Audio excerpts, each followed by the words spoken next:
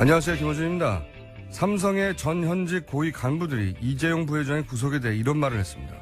수갑을 찬 채 특검에 소환되는 이 부회장 사진이 전 세계에 타전되어 삼성 브랜드 가치 100억 달러 정도 까먹었다. 기업들이 국내 환경이 어려워도 남아있는 것은 국가 경제를 생각하기 때문인데 기업 때리기가 계속되면 한국을 떠날 수밖에 없다. 이 부회장의 수갑 사진이 삼성 브랜드에 타격을 주긴 했을 겁니다.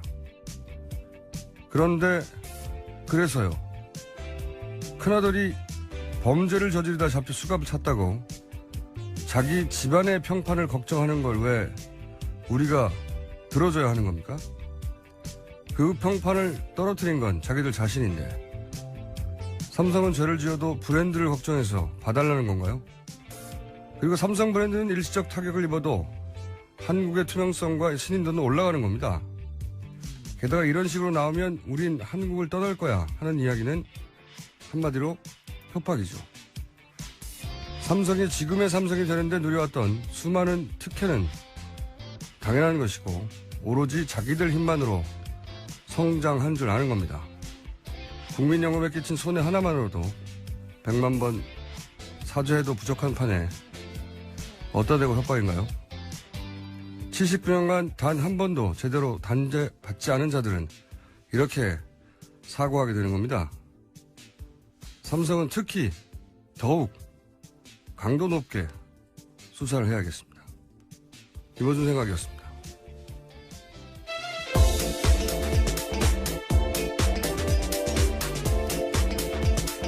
시사인의 김은지입니다. 네.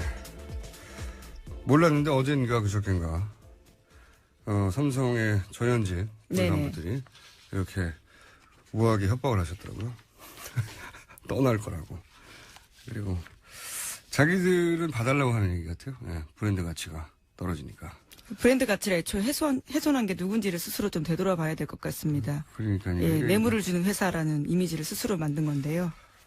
이렇게 79년간 무슨 일을 해도 한 번도 구속되거나 하는 일이 없으니까 이렇게 사고하게 되는 거죠. 예, 네. 점점 더 대담해졌던 것 같습니다. 과거의 잘못을 제대로 못 잡아서. 네, 협박이란 말이에요. 협박. 예. 네. 우리 떠난다. 네.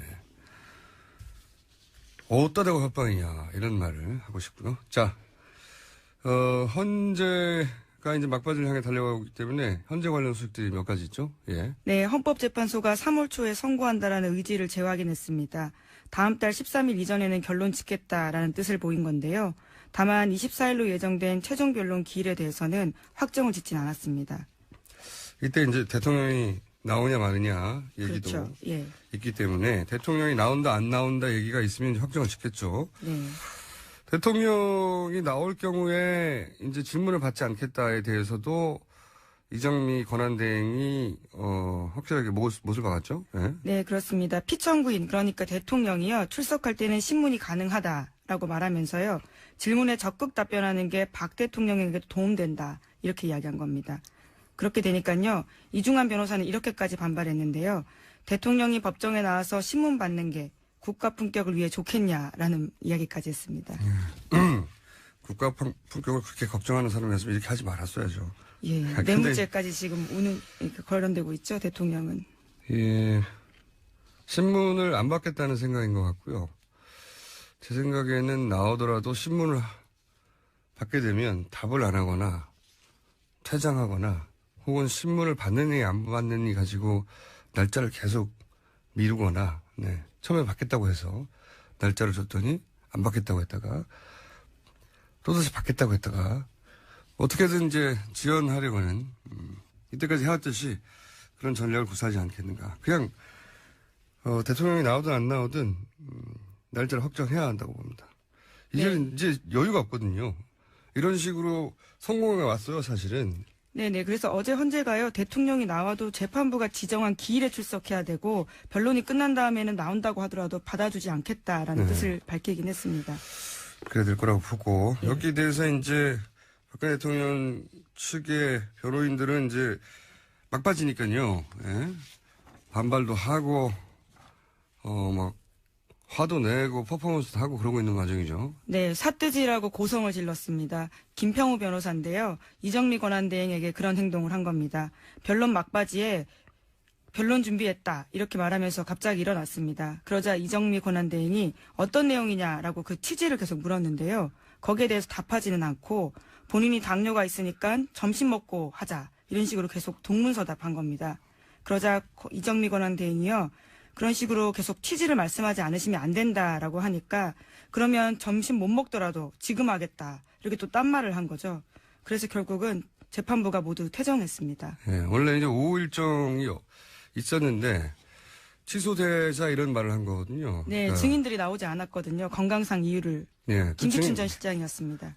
그 증인들은 이제 대통령 측에서, 박근혜 대통령 측에서 부른 증인들인데, 그렇죠. 안 나오는 게 한두 번이 아니죠. 네, 이런 식으로 해서 계속, 회차를 넘겨갔는데, 이제 오후가 없다고 하자 이분이 나선 거죠.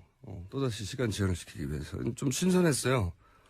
당뇨. 당뇨. 예, 예. 예. 신선한 지연술 처음 나오는 거. 자신의 지병을 초계와 같이 던지는 이런 당뇨 지연술은 처음 등장했는데, 근데 이게 또 말이 안 되니까, 말이 안 되는 게, 이제, 당뇨가 있어서 밥 먹고 해야 되겠다고, 이렇게 말했다가, 그렇게 무슨 말씀을 하려고 하는 거냐라고 예, 물으니까. 그렇죠. 그래서 요지를 물어야 예, 되죠. 그러니까 예. 이제 아직 무슨 말을 할지 결정이 안 된 상태인 거죠, 머릿속에. 그래서, 그러면 지금 하겠다고 그냥 밥 안 먹고, 더 할 말이 있다고 할 때 지금은 당장 못하는 이유가 이제 밥을 먹어야 한다는 거였는데, 네, 당뇨가 있으셔서. 예, 근데 밥을 그렇게 못하겠다가 하니까 이제 밥을 안 먹어도 좋다고 애초에 이유가 사라져버린 거죠. 당뇨가 순식간에 치료된 겁니다. 재밌는 분들입니다. 자, 헌재 관련해서는 기본적으로는 이제 헌재는 3월 13일 이전에 반드시 판결을 내리겠다는 의지가 아주 강한 것 같고요. 네, 어제 그런 뜻을 예. 보였습니다. 이렇게까지 사실은 밀려왔으니까요. 진작에 1월 말에 한다는 얘기까지 있었는데 3월 13일도 지켜질 수 있을지 없을지 걱정되는 마지막 단계까지 왔는데 아직도 똑같은 방식으로 지연시키려고 하고 있는 재판부가 더 이상 받아들이지 않고 있는 거죠. 네, 지금까지 무리한 증인들 상당수 채택해 줬거든요. 절차적으로 굉장히 재판부 입장에서는 노력했다고 봅니다. 자, 그리고 특검 연장도 이제 이번 주는 이 헌재가 어떻게 최종 변론 기일을 정하느냐, 그리고 특검 연장은 어떻게 되느냐, 이게 가장 큰 두 가지 이슈인데, 특검 연장에 관한 뉴스도 있나요?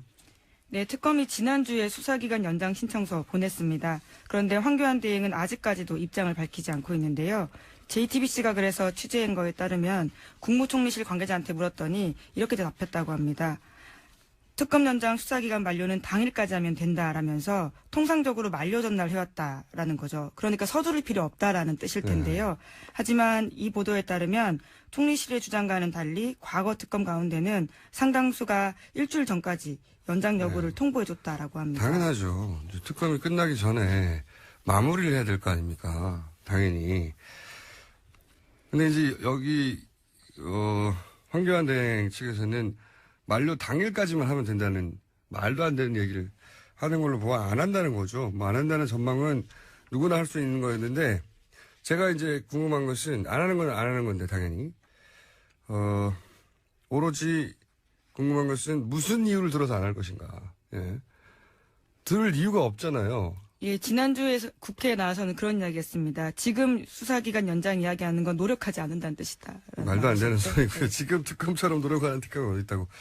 그러니까 이유가 뭘까? 이유가 뭘까가 아니라 무슨 이유를 댈까? 저는 그 중에 정치적으로 편향돼 있다거나 항상 주장해왔던 거 있지 않습니까? 야당이 임명해서 정치적으로 편향돼 있다거나. 이제 와서. 네. 예. 그리고 또 강압수사 얘기를 할 공산이 있다. 이유가 있어야 되잖아요. 적어도 그 설득이 되든 안 되든 내놓을 이유가 존재해야 되는데 그 이유를 뭘로 내놓을까 저는 궁금합니다. 그 중에 하나가 강압수사. 본인도 검사 출신이기 때문에 그런 이야기를 들이대시긴 쉽지 않을 것 같은데요. 예. 그런 이야기를 들어대기 쉽지 않다는 건 그냥 평범한 사람들의 사고고요. 이분들은 별도로 돌아가는 회로를 가지고 계시기 때문에 그 중에 하나 강압수사 등장한다는데 저는 또다시 500원을 겁니다. 500원 또 드셨군요. 네. 이유, 황교안의 특검 연장은 불가하다.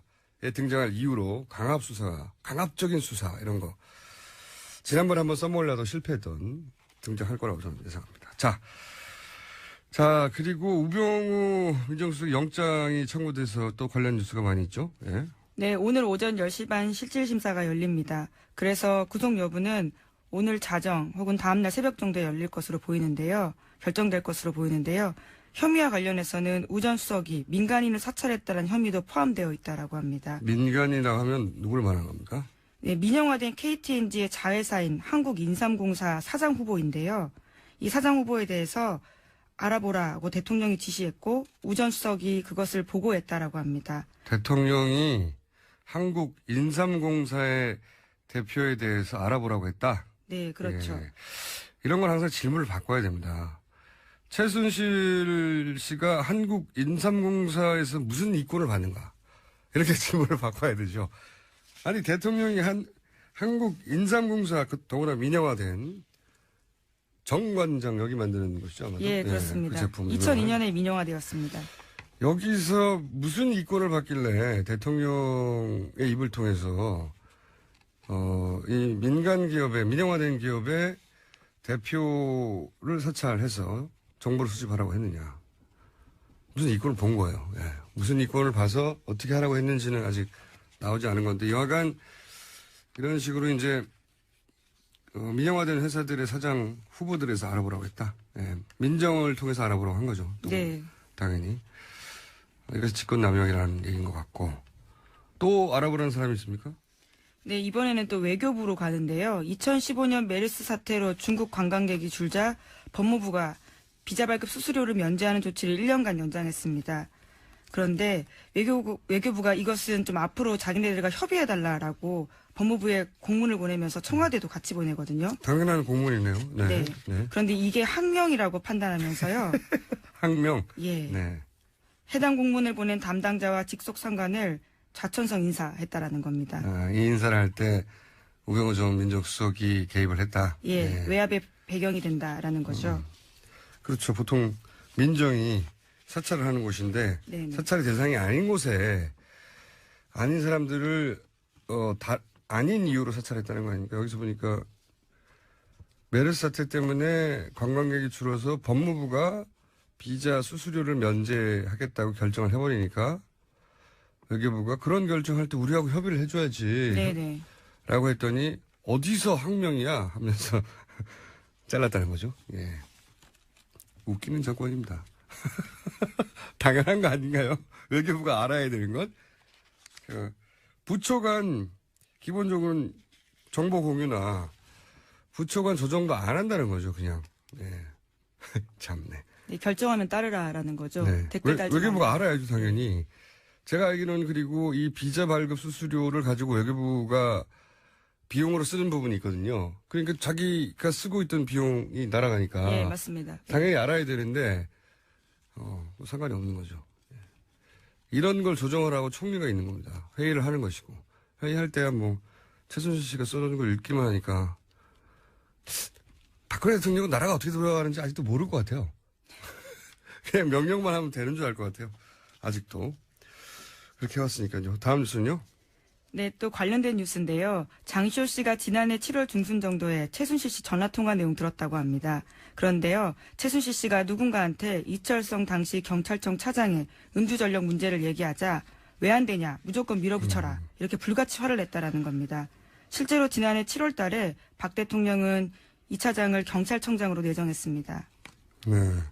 최순실 씨가 인사 개입했다고 하는 정황들은 굉장히 많이 나오는데 그 수위가 보면 전방이에요. 민간 회사의 사장뿐만 아니라 사정기관들의 장들에 대해서도 그 인수위 때도 대법관이나 수장들에 대한 정보를 수집했다 이런 뉴스 있지 않았습니까? 예, 오늘 아침 한겨레 보도인데요. 2013년 초, 그러니까 정권이 출범하기도 전에요. 대법관, 검찰총장, 국세청장, 경찰청장 후보군 19명을 자체적으로 분류해서 이에 대한 인사평을 수집했고 최순실 씨가. 예, 네, 예, 여기서 그렇죠. 중요한 건 최순실 씨죠. 네. 예, 최순실 씨 집사 변호사 사무실에서 압수수색된 결과라고 합니다. 최순실 씨의 집사 변호사 사무실에서. 예, 예. 이러한 내용들이 압수수색된 건데요. 실제로 여기서 등장하는 5명은 대법관 등 해당 기관의 수장이 되었다라고 합니다. 19명 중에 5명을 자기들이 골랐다는 얘기네요. 네. 아니, 인수위에서 이런 후보군들을 검증하는 건 당연한데, 그걸 최순실 씨가 했다는 게 문제인 거죠. 예. 최순실 씨가 뭐라고. 소리들이 많이 나오네요. 자, 이런 뉴스들은 계속 지금까지 있어왔던, 추정과 의혹들을 계속 보강해 주는 거죠. 예. 이러지 않았을까 싶었는데, 그런 서류가 최순실 씨의 변호사, 냉모 변호사죠. 예, 예. 집사 변호사로 속칭 불립니다. 웬만한 집안일들을 다 해결해줬거든요. 네. 가사 분쟁까지요. 이 맹모 변호사는 국가 운영하고 아무 상관이 없어요. 근데 거기서 발견해낸 거죠. 그래서 네네. 최순실 씨 그래서 최순실 씨가 봤다고 하는 거고. 자, 다음 뉴스는요. 네, 어제 최순실 씨 형사재판에서 소위 2,000개 김수현 녹음 파일이라고 하는 원본 파일의 일부가 공개됐는데요. 여기서 고용태 씨는 최순실 씨가 비선 실세인 내용들을 이야기합니다. 이를테면요. 그러다 문제가 생기면 VIP는 다른 사람 만나서도 소장님 뭐 했어? 소장님 뭐 했대요? 한다. 일일이 사사건건 1시간에 2-3번씩 전화통화를 합니다. 이런 이야기를 하는데요. 여기서 VIP는 박 대통령, 소장님은 최순실 씨를 일컬습니다. 네. 최순실 씨가 없으면 아무것도 못한다는 일관된 이야기는 고영태 씨뿐만 아니라 과거 90년대, 2000년대 가까웠던 분들에게서 지속적으로 등장했죠. 근데 이제 이런 녹취록에도 등장하는 거죠. 예, 소위 2,000개. 네. 예, 박근혜 대통령 변호인단이 헌재에서 다 틀어야 된다고 했던 예, 2,000개 그렇죠. 속에 보면 그 속에 이제 대부분 불리한 내용이다라고 했는데 그 중에 나온 게 이런 거죠. 저는 그래서 지난번에 한번 얘기했지만 평생을 이렇게 최순실 씨가 결정해 주는 대로 따라왔는데 지금은 그러면 어떤 방식으로든 의견을 주고받지 않겠는가, 의견을 주고받는다기보다 의견을 묻지 않겠는가. 구치소에 있지만 구치소에 메시지를 집어넣고 받는 게 그렇게 사실 어렵진 않거든요. 변호인을 통해서도. 그럴 가능성이 상당히 있다라고 추정해 봅니다. 네. 그런 쪽지나 네, 뭐 사실 공범 관계이기 때문에요. 뭐 그런 논의를 또 할 수도 있을 것 같기도 하고요. 아니, 이게 이제 다른 걸 다 떠나서, 평생 그래왔잖아요? 네, 물론 네. 거의 뭐 30년, 40년간을 그랬는데 갑자기 이걸 멈출 수 있겠는가? 갑자기 의사결정을 해야 되는데 최종적으로 무얼 보러 사람이 사라지면 어떻게 결정을 합니까? 못하죠. 묻지 않을 수밖에 없는, 전화를 하거나 그런 건 아닐지라도 의사소통을 여전히 하고 있을 가능성이 있다라고 저는 의심해 봅니다. 자, 이거 관련해서 저는 주목했던 그 내용이 있어요. 내용이 뭐냐면은 이제, 관세청장을 알아보라는 멘트가 있죠. 네네. 여기 예전에 알려드렸었죠. 네, 한 번 등장하는데, 근데 이제 이게 구체적으로 뉴스가 안 나와가지고 관세청장을 알아보라고. 근데 이제 그 대화를 나누는 이 고영태 씨나 관계자가 정확하게 잘 몰라서 관세청장이라고 했다가 뭐 국세청장이라고 했다가 예, 뭐 헷갈립니다. 관세장이라고 했다가 막 예. 단어들이 계속 헷갈려요. 근데 결국은 이 자세한 내막을 들여다보면 인천세관장을 찾으려고 하는 거였어요. 인천세관장. 인천세관장인데 이 추천했던 사람이 결국은 인천세관장이 됩니다. 네, 그렇죠. 실제로. 그런데 이게 불거지자 이분이 관뒀죠, 지금. 네.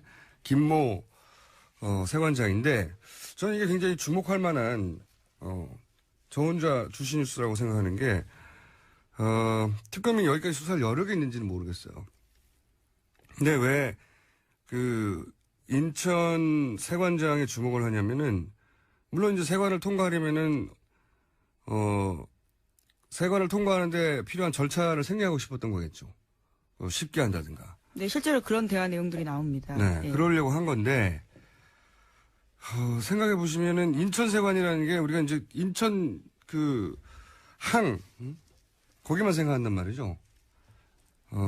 인천 항만 생각하게 되는데 그게 아니고요. 인천 세관이 인천 공항 세관 네네. 하고 통합이 됩니다. 이게 통합이 돼가지고 인천 본부 세관이 되거든요. 그러니까 공항으로 들어오는 물건, 비행기로 들어오는 물건을 세관 검사하지 않고 통관시키려고 했던 그런 필요가 있었던 거예요. 최순실 씨가 굳이 세관장을 꼭 집어서 인천 세관장을 임명해서 실제로 임명도 됐고 뭐 하려고 그랬을까? 이권이 없는 곳에 움직이지 않는 우리 최순실 여사께서 무엇을 하려고 했을까? 또 궁금한 거예요. 예. 아까 저기 뭡니까? 정관장 만드는. 네네. 한국인삼공사요. 네, 인삼공사의 사장을 뭐 하라고 굳이 이 사람한테 관심을 가졌을까? 마찬가지로. 아니, 인천 본부 세관장을 왜 굳이 이렇게 바꾸려고 했을까? 측근들 통해서 알아보라고 하고 결국 임명했거든요. 네, 안전수첩에도요. 그 사람 이름 쓰여 있습니다. 그 실제 임명된 예. 인천 세관장. 예. 그분이 무슨 역할을 했는가 대단히 궁금합니다. 여기까지 특검 수사 가야 되는데 특검이 연장이 안 되면 이런 거 다 묻히는 거예요. 네. 실제 최동욱 검찰총장도 이게 본인의 경험상 30%도 안 됐다라고 했고 고영태 씨도 아직 이 수사가 3분의 1도 안 된 거로 자기가 아는 것과 관련해서 아직 안 나온 게 많다는 거죠. 네네. 대단히 궁금합니다. 저는 굳이 비행기를 뭘 들여오려고 그랬을까. 혹은 인천항을 통해서 들어오는 것도 마찬가지거든요. 인천항에라면 중국과 거래를 생각할 수 있는데 공항이든 항만이든 뭔가 물건 들여오는 거를 무사통과시키려고 했던 의도인 것 같은데 대단히 개인적으로 주목하고 있는 부분이 아직 시간이 없어가지고 삼성 이재용 부회장 구속하는데 거의 한 달 다 썼지 않습니까? 네. 연장돼야 합니다. 궁금하지 않으십니까, 여러분? 그냥 할 리는 없고. 자, 이제 시간이 다 돼서 제목 정도 하나 짚어줄 시간 정도 됩니다. 네. 안희정 지사가 박 대통령의 선한 의지와 관련된 발언을 해서요. 지금 현재 논란 중입니다. 그렇죠. 이명박 대통령, 박근혜 대통령도 선한 의지로 다 그랬을 것이다. 이게 논란이 되고 있죠. 이 문제는 저희가 잠시 후에 하영 기자, 지금, 안희정 캠프 담당이기 때문에 마침 또 금방 잘리겠죠. 이 양반은 왜요? 아니군요. 왔네요. 예. 바쁠 텐데. 캠프에 어디 들어가면 다 없어지더라고. 다. 아니, 왜 그러십니까? 자, 지금까지 여기까지 하겠습니다. 시사인의 김은지였습니다. 감사합니다. 뉴스공장 첫 번째 인터뷰 시간입니다. 김정남 피살 사건으로 국내 안보 위기가 초래돼 사드를 조기에 배치해야 한다. 이런 주장이 최근에 등장하기 시작했습니다. 이 문제 짚어보겠습니다. 정세현 전 통일부 장관 연결됐습니다. 안녕하세요, 장관님. 예, 안녕하세요. 네, 오랜만입니다. 예, 오랜만입니다. 예, 저희 방송에 한번 스튜디오로 출연해가지고 특별 강연 좀 해주세요. 아, 했잖아요. 아니, 스튜디오에. 뉴스공장 그래요? 스튜디오에 직접 나오셔가지고. 네. 아, 예. 예, 멀다가 안 나오시는데. 자, 아니, 그 자꾸 그렇게 한번 그랬더니 그걸 딱지를 붙여가지고, 예. 안 나오시는 건 맞지 않습니까? 네. 예. 이 김정남 사망 사건이 큰 사건이긴 한데요. 이로 인해서 국내 안보 상황이 위기다. 이렇게 연결되는 주장들이 최근에 보수 진영에서 나오는데 어떻게 보십니까? 안보가 뭡니까? 전쟁이 일어날 수 있는 상황을 안보 위기라고 그러는 거 아니에요? 그렇죠. 예. 그 김정남이 말레이시아에서 독살당한 것이 남북 간의 전쟁으로 이어질 수 있다는 생각을 하는 게 나는 그 사람들 머릿속에 회로가 어떻게 깔렸는지 그거 좀 들여다보고 싶어요. 아, 그렇게 말씀하시니까 아주 명쾌하네요. 전쟁 날 수 있는 상황이냐? 김정남 독살이. 예. 아하. 네, 그리고- 이해갔습니다. 예. 아, 그리고 예. 그걸 지금 사드 배치 불가피론으로까지 연결시키려고 그러는데 예. 그거는 진짜 논리 비약이 너무 심한 겁니다. 그럼 좀 설명해 주십시오. 네. 안보 위기가 아니라는 건 금방 이해가 됐고요. 예. 네. 사드 배치는 사실은 그게 핑계는 북한의 핵관 미사일 핑계를 대고 있지만 실질적으로는 미국이 중국과 러시아를 군사적으로 감시 내지는 견제하기 위해서 배치하는 거 아니에요. 그건 뭐 웬만한 사람은 다 하는 거고 예. 그걸 대북용이라고 생각하는 것은 이제 조금 문제가 있는 거죠. 그런데 그러니까 사드 배치를 정당화하면은 안보가 보장된다는 것부터가 우선 틀린 얘기예요. 우리 안보는 사실 북한에 300km짜리, 500km짜리 또는 1000km짜리 미사일을 방어하는 것이 핵심입니다. 예. 그러려면은 사드 같은 큰 무기는 필요가 없어요. 우리는 그동안에 정부가 추진해왔던 KAMD, 한국형 미사일 방어 체계, 그거면 됩니다. 근데 이걸 사드 배치로 연결시키려고 하는 것부터가 지금 터무니없고, 예. 이번에 예를 들면 12일 날 있었던 북극성 2형이라고 자기네 북한이 이름 붙인 미사일이. 무수단급 미사일 발사, 네네. 고체 연료를 쓰고 그다음에 이동식 발사대를 썼던 무수단급 북극성 2호 미사일의 이 핑계를 대고 사드 배치의 불가피성을 얘기하는 것도 모자라는데, 예. 그래서 군사 기술적으로 예. 모자란 얘기지만 잘 모르는 사람들한테는 그게 통할 수는 있어요. 미사일이니까요, 그냥 일단은. 그렇죠. 예. 미사일이니까. 예. 그러나 이 김정일과 김정남이요. 김정남의 암살과 예. 미사일 발사 그리고 사드 배치 이것이 한 이 연결선상에 있다고 생각하는 게 그게 좀 터무니없는 거죠. 아까 그래서 제가 회로를 좀 들여다보고 싶다고 그런 겁니다. 예. 그 말씀은 이제 충분히 이해했습니다. 예. 이 김정남 피살 사건 배후에 북한이 있는 것만은 분명해 보이는데요. 그 외에, 부자연스러운 부분도 없진 않은데 북한이 배후에 있는 것만은 분명해 보입니다. 그런데, 이 김정남 사망 사건이 지금 사실 대선 전국인데요. 조기 대선이든 아니든 올해가 대선 전국인 건 틀림없는데 이 대선 전국에서 모종의 변수가 될 수 있을까요? 그렇게 만들고 싶어 하는 것 같아요. 지금 보수 쪽에서는. 그리고 현 정부에서는 그렇게 만들고 싶어 하는 것 같아요.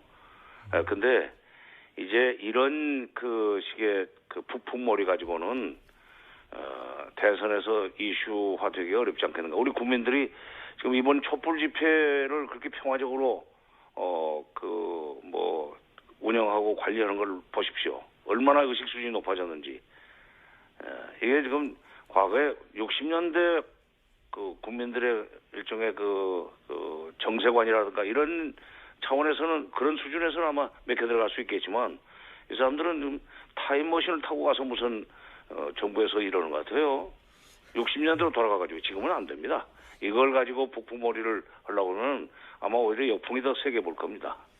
그 관련한 여론조사도 저희가 이제 3부에서 다뤄볼 예정인데 정말 이 이슈가 국내 여론 지형에 영향을 줬는지 한번 따져볼 생각인데 예. 북한이 이제 한 가지 추가적으로 더 질문드리자면 북한이 이제 김정남 피살의 배후에 있는 건 분명해 보이는데 북한이 이 시점에 왜 김정남을 이런 식으로 암살했을까요? 저는 작년부터 우리나라에서는 군사훈련할 때 5029라고 그래서 김정은 무슨 암살이라고 그럴까? 그 계획을 참수 작전 하겠다는 얘기도 했었고. 예. 금년에 미국에서 이제 새 정부가 출범하면서 상원에서 여러 가지 하원에서 무슨 여러 가지 대북 정책과 관련된 발언들이 나오지 않았어요? 네네. 선제 타격론, 네네. 그다음에 김정은 암살론, 예. 그다음에 정권 교체론 이런 얘기가 나오고 그런데다가 지금 김정남을 망명 정부의 수반으로 세우려고 하는 해외 탈북자들이 있다는 거 아닙니까? 네네.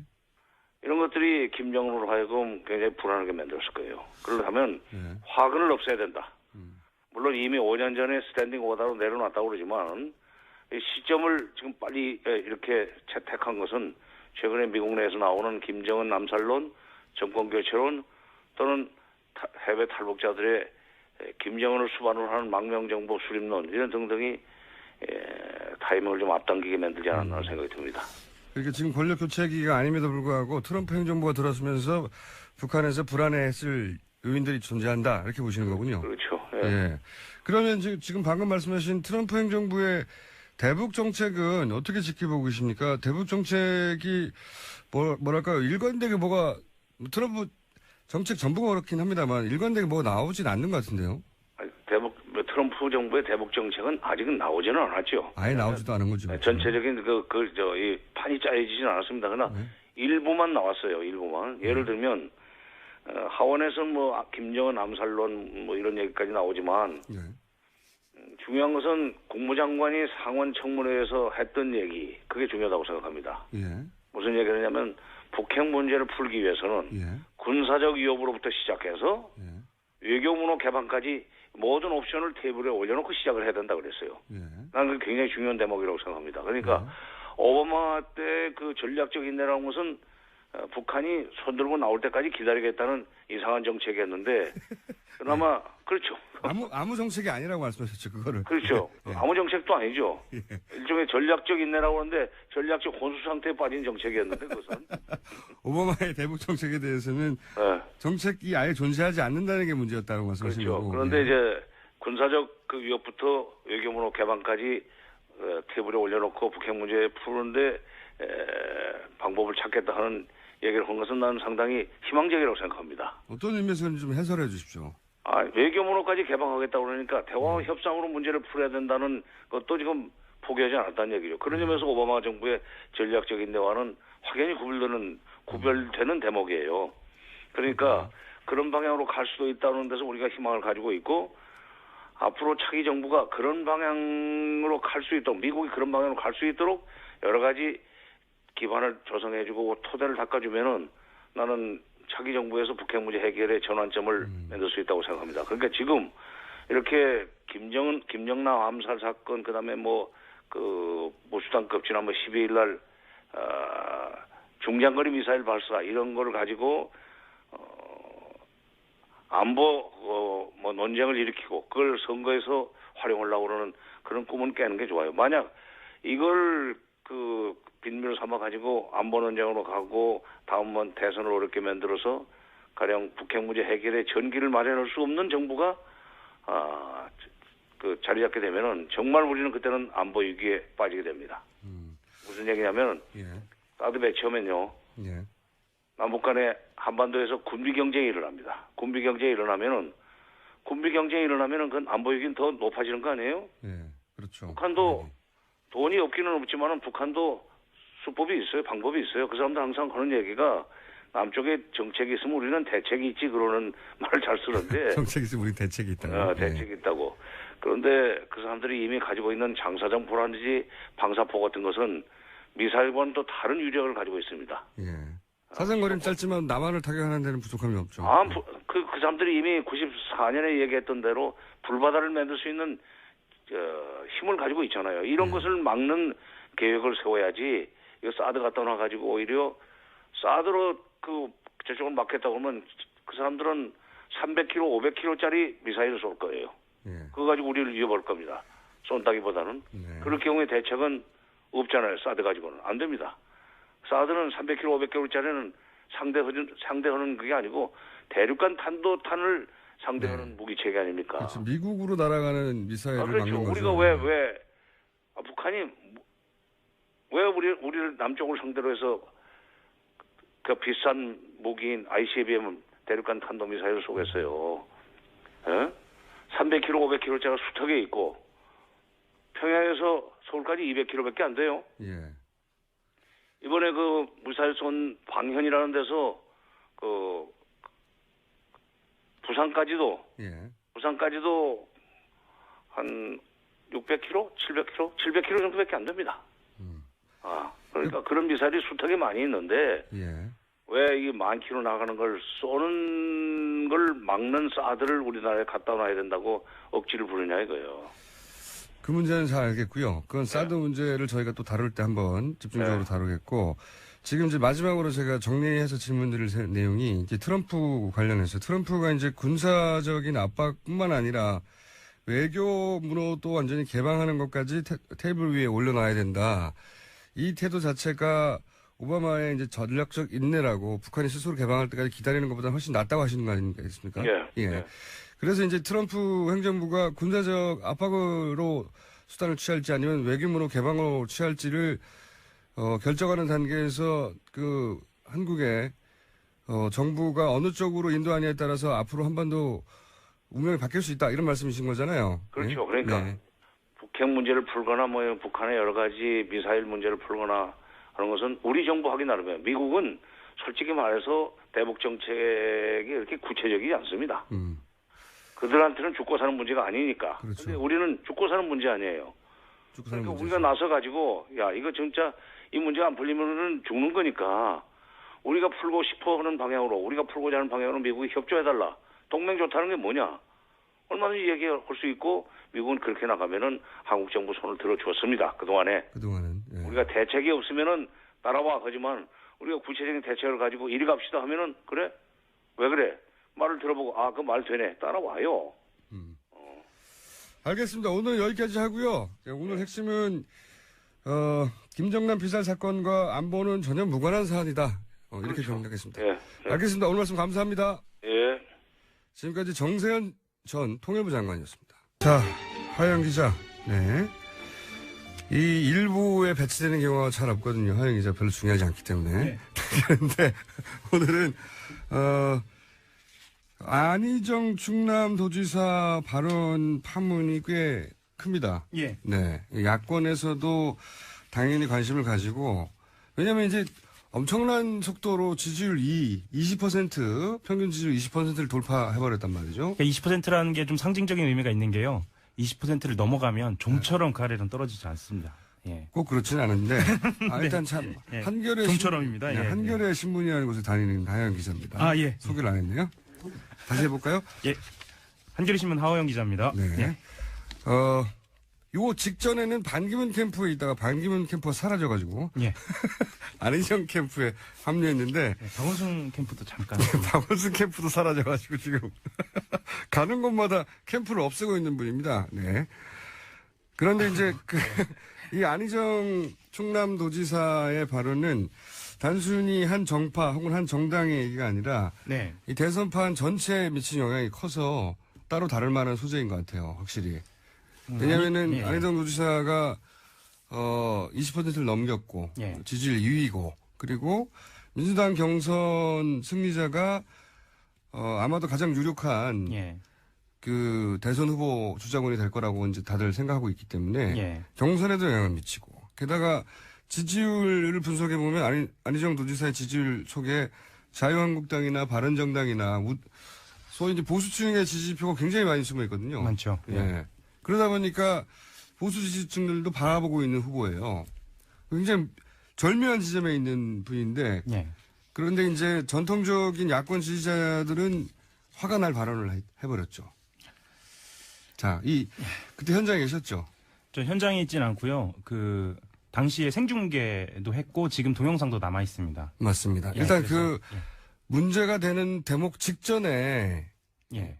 이제 안희정 도지사는 당시의 발언은 전후 맥락이나 전제 사정을 보면 그것은 반어법이다라고 주장을 하거든요. 출발이 됐던. 예. 그러니까 요약하면 이명박 박근혜 대통령도 예. 선한 의지를 가지고 했을 거라고 믿어주자. 예.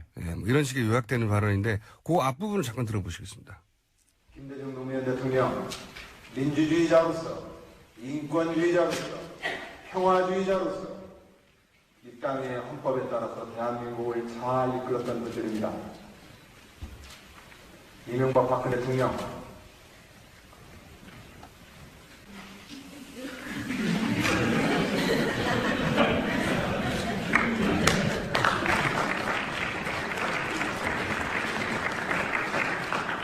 그분들도 선한 의지로 우리 없는 사람들과 국민들을 위해서 좋은 정치 하시려고 했습니다. 자, 이게 이 다음부터가 문제가 되는 건데. 예. 안희정 지사 얘기는 김대중 노무현 전 대통령 얘기하고, 그 다음에 이명박 박근혜 대통령 얘기해서, 그 사이에 현장에서는 그 이전 김대중 노무현 대통령은 그런 의지를 가지고 있었는데, 선한 의지를. 네. 이분들도 선한 의지를 가지고 있었겠느냐고 반어법을 쓴 것이다. 예. 그리고 현장에 있었던 관객들은 그걸 이해했다. 그래서 서로 웃고 그다음에 포즈도 중간에 생기고 그 중간이 반어법이었다고 설명하는 부분은 저도 이해는 갔어요. 네. 예. 그 부분이 이제 그런 식으로 이렇게 안희정 도지사의 합법이기도 하고요. 직접적으로 비난하지 않는. 그래서 이렇게 반합법을 그런 화법이라는 건 이해가 갔는데 근데 그 뒤에 이어지는 문장들이 좀 문제가 되는 겁니다. 예. 예. 그러니까 그 뒤에서 이제 미르 K 스포츠 재단 또한 예. 평창 동계올림픽을 위해 선한 의지를 갖고 만들었다라는 방식으로 얘기를 하거든요. 이 앞부분까지는 예. 듣고 보면 그런 반어법을 구사했다는 건 이해가 돼요. 납득이 예. 되는데 그 뒤에 등장하는 사례, 우리가 이제 전 국민의 관심을 가지고 있는 미르나 K스포츠도 선한 의지로 만들었을 거로 전제하고 받아들여야 된다. 이게 여기서부터 걸리기 시작하는 거죠. 예. 근데 이제 전 이거를 좀 말씀을 드리고 싶어요. 그러니까 현장에서 증문즉답이라는 형식이었거든요. 예. 증문즉답이라는 형식으로 안 지사가 지금까지 계속 해오고 있는데 본인이 이 대본 없이 즉흥적으로 발언을 하는 그런 맞습니다. 장소입니다. 예. 네. 그래서 처음에 그 증문즉답을 할 때는 기자들이 거의 대부분 참석을 했어요. 처음에는. 근데 그게 반복되면서 안 지사의 발언 자체가 사실은 자극적인 발언을 별로 안 하고 또 패턴이 굉장히 유사해요. 내용도 비슷하고요. 그리고 이제 기사 제목이 안 나옵니다. 예. 그래서 안 갔거든요. 기자들이 네. 굉장히 신나게. 그래서 기사 제목이 이번에도 기자들이 별로 없었어요, 현장에. 근데 미르 K 스포츠 재단이라는 단어가 튀어나오면서부터는 좀 관심을 가졌고요. 그리고 그렇죠. 당시에 이제 반어법이라고 본인은 이야기를 했는데 일정 부분 이해가 가는 부분도 있지만 앞부분은 반어법으로 이야기했는데 그 뒤에 사례를 듣기 시작하면서 예. 그 반어법이라는 거를 이해하더라도 납득이 안 되는 논리 전개가 있는 거죠. 그러니까 그 사실관계만 말씀을 드리자면 예. 이 횡령죄가 지금 굉장히 그 이슈잖아요. 예. 횡령이라는 그리고 횡령을 포함한 여러 가지 죄송합니다. 미르 K 스포츠 재단과 관련된 여러 가지 범죄들이 이 범죄의 고의 이 뜻과 관련돼서 다툼의 여지가 많이 있잖아요. 그쵸. 근데 이것과 선의를 갖다 댈 수 있느냐의 문제. 예. 그러니까 이게 그 안희정 지사가 만에 하나 그것을 선의라고 한다고 하더라도 라든지 여러 가지 표현의 문제가 있었던 거예요. 그런데 그러니까 어휘 선택, 선한 의지라고 하는 어휘 선택의 문제, 그리고 적절한 사례였던가 하는 문제. 예. 그다음에 이제 증문즉답이다 보니까 이제 완전한 문장이 아니라 그렇죠. 본인의 뜻이 정확하게 표현되지 않았던 문제, 뭐 이런 여러 가지 문제가 있긴 있어요. 네. 근데 그러니까 예를 들어서 그 안희정 노지사가 이게 단순히 선거 전략으로 중도를 끌어들이기 위한 게 아니다. 예. 그건 아니라고 저는 알고 있거든요. 오랫동안 알아온 사람으로서. 그러니까 안희정 노지사의 내용은 이겁니다. 상대를 악으로 먼저 전제해버리면 대화가 안 되더라. 예. 그러니까 민주주의를 하자면 자기 거 다른 사람의 생각도 악으로 전제하지 말고 일단 그대로 들어줘라. 네. 이런 이제 대화의 자세에 대한 얘기를 하고 싶었다는 거예요. 그러니까 정서와 태도에 대해서 이야기하고 그렇죠. 싶었다고 하는 겁니다. 예. 근데 그 어휘 선택이 잘못됐다고 하는 말은 뭐냐면 이게 대화술로는 적절한 해명인데 네. 그죠? 대화술로는. 근데 상대가 선한 의지가 아닐 경우가 있단 말이죠. 그렇죠. 우리가 만약에 사람이 죽었어요. 사람이 죽었는데 그러니까 불법이 일어났죠. 안희정 도지사는 사람의 의도를 따지지 말고 그 과정에서 불법이 있었냐 없냐를 따지라고 말하는데 근데 그렇게만 따지면 다 해결되지 않는 게 사람이 죽었는데 결과적인 불법이 일어났어요. 잘못이죠. 그런데 그 사람을 의도를 따지지 않으면 치밀한 계획 하에 한 잔혹한 살해범인지 아니면 과실치사인지 모른단 말이죠. 그래서 모든 살인이 과실치사가 되는 겁니다. 이렇게 되면 과실범이 되는 거죠. 예. 예. 근데 이제 정치권에서 이렇게 봐요. 그러니까 안희정 지사 캠프든 바뀌든 지금 안희정 지사는 말꼬리를 지금 잡히는 상황이 된 거예요. 그게 그건 어떤 맞아요. 의도? 예. 예. 그러면 지금 이 상황이 현재 대선 주자로서 좋은 상황이냐? 절대 아니거든요. 근데 본인이 좀 쉽게 생각하는 건 아닌가라는 판단이 드는 거예요. 왜냐하면 지금 상황에서 본인이 어젠다를 던지고 그것을 가지고 토론을 하는 상황이 되어야 하는데 만약에 이렇게 되면 자꾸 해명을 해야 돼요. 해명을 해야 되고 이게 말이 길어지거든요. 구질구질해지는 거고. 근데 이제 이런 착시도 있는 것 같습니다. 본인이 가지고 있던 어떤 대화술, 태도의 철학 예. 이것이 먹혔기 때문에 자기가 전략적으로 중도를 끌어오기 위해서 한 게 아니라 본인이 평소 가지고 있던 그 철학과 태도의 어떤 문제가 먹혀서 그 확장이 되고 지지율이 올라간다고 생각하는 부분이 있는 것 같아요. 그거에 대한 자기 확신이 좀 너무 강한 거 아니냐. 그러니까요. 예. 꼭 그렇지만은 않거든요. 예. 그런 부분이 없다고 할 수는 없지만 기본적으로 이제 보수 진영에서 문재인 대세론이 너무 확장될까봐 기본적으로 종편에서 밀어준 것도 있긴 있습니다. 그렇죠. 물론 그것도 전부는 아니죠. 그것처럼 안희정 도지사가 가지고 있던 평소에 상대방을 악으로 전제하면 안 된다. 우리는 대화할 때는 선한 의지를 인정해줘야 된다. 이 태도가 먹혀서 20%를 다 먹은 것도 아니거든요. 아닙니다. 예. 둘 다 아닌데, 거기에 착시가 있는 것 같은데. 캠프 내에서 분위기는 어때요? 캠프 내에서도 약간씩 갈려요. 겉으로는 캠프는 이렇게 얘기합니다. 전체 맥락을 보고 그날의 분위기를 보면 지금 문제 삼는 것은 과하다라고 이야기를 하는데 내부적으로 보면은 실제로 반어법을 구사할 만큼 평소에 그렇게 대화를 하느냐 아니면 반어법을 구사할 만큼의 어떤 유쾌함이나 명랑함이 있느냐라고 따져봤을 때는 좀 무리한, 그러니까 본인이 반어법이라고 얘기하기는 좀 무리했다라고 이야기를 하는 사람도 있고요. 사실 지금 내부적으로는 실수했다라고 얘기하고 그냥 털고 넘어가면 되지 않겠냐. 이렇게 깔끔하게 넘어가자는 사례를 잘못 웃으면서, 들었다. 예. 사례를 잘못 들었다고 하면 저는 가장 좋았을 것 같은데, 그리고 이제 이게 억울한 점도 있을 수 있어요. 예. 본인의 합법이 실제 그렇고 실제 철학이 그렇단 말이죠. 예. 그런데 그걸 억울하다고만 할 게 아니라 이건 이제 누적된 겁니다.